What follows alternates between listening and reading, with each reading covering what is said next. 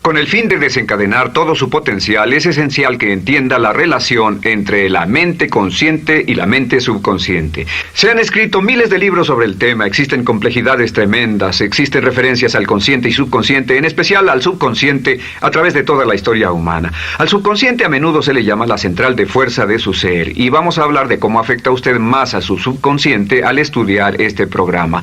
Comencemos hablando sobre la relación entre las dos mentes y qué puede hacerse para comenzar a controlar y a cambiar el programa dentro de la mente subconsciente.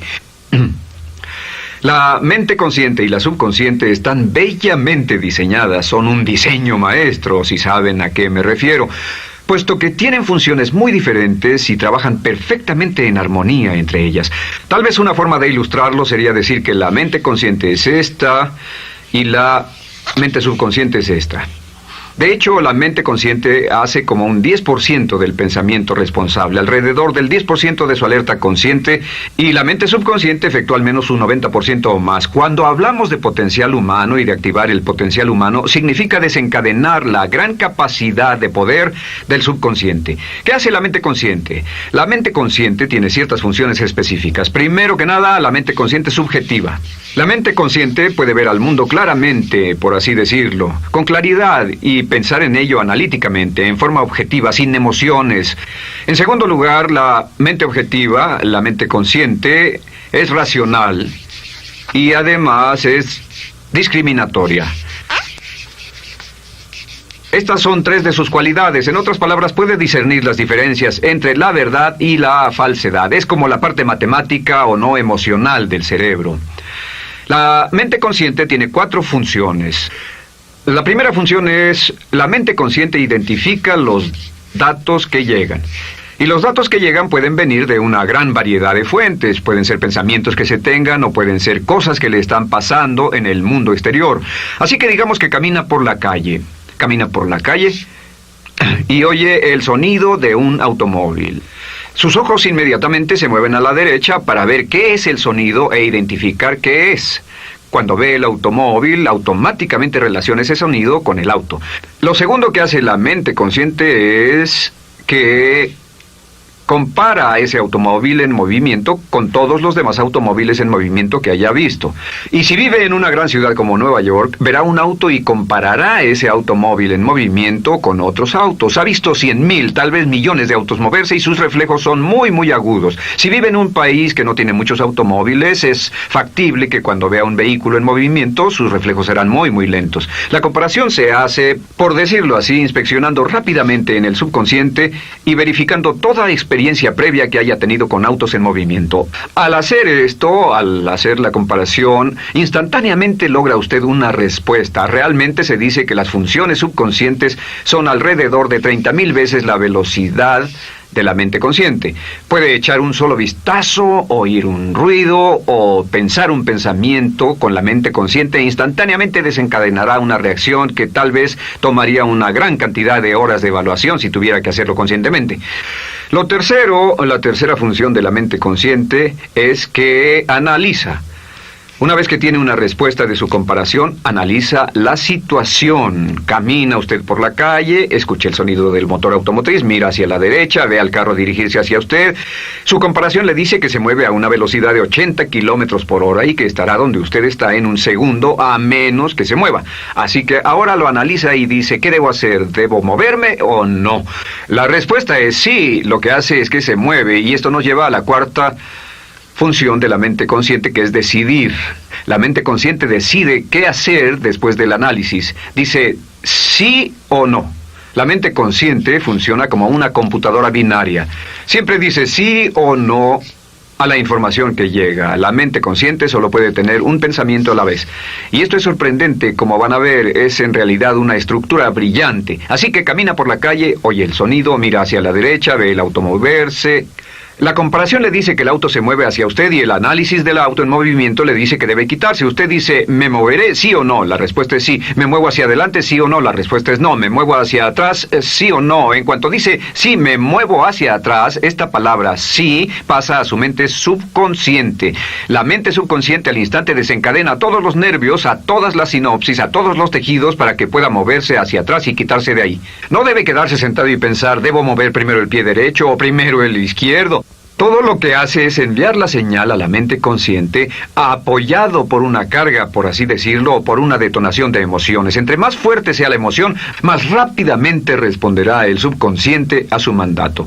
El subconsciente se activa con las emociones. La emoción del temor, la emoción del deseo, el instinto de supervivencia, el instinto de amor. Siempre es una emoción lo que desencadena al subconsciente. De acuerdo, ¿cuáles son algunas de las características de la mente subconsciente? La mente subconsciente es como un banco masivo de datos. El papel del subconsciente es almacenar y recibir datos. En otras palabras, la mente subconsciente es la mente subjetiva, puesto que simplemente es la mente que obedece.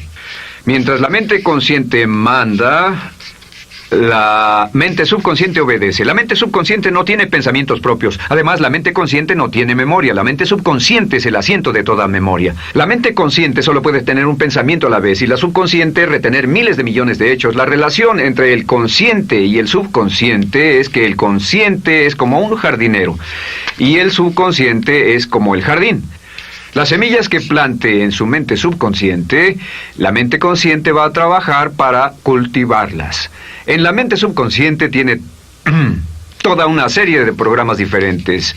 El concepto propio, que contiene toda la información, todos los temas que le son importantes y todas las experiencias y respuestas previas a esas situaciones, para que si tiene una nueva situación similar, uno de los papeles del subconsciente es mantener su comportamiento consistente con su comportamiento previo. Así que si siempre ha tenido miedo de una situación y ve esa situación, instantáneamente temerá sin pensarlo.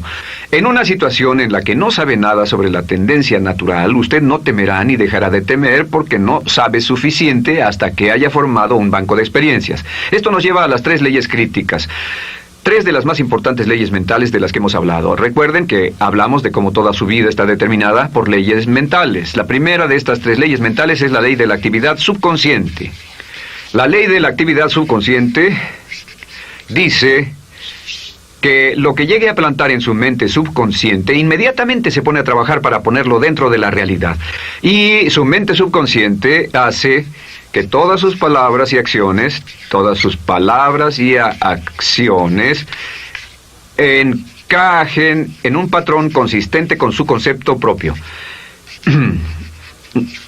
En otras palabras, hace que todas sus palabras y acciones mantengan un patrón consistente con su concepto propio o consistente con la información previa que ha alimentado.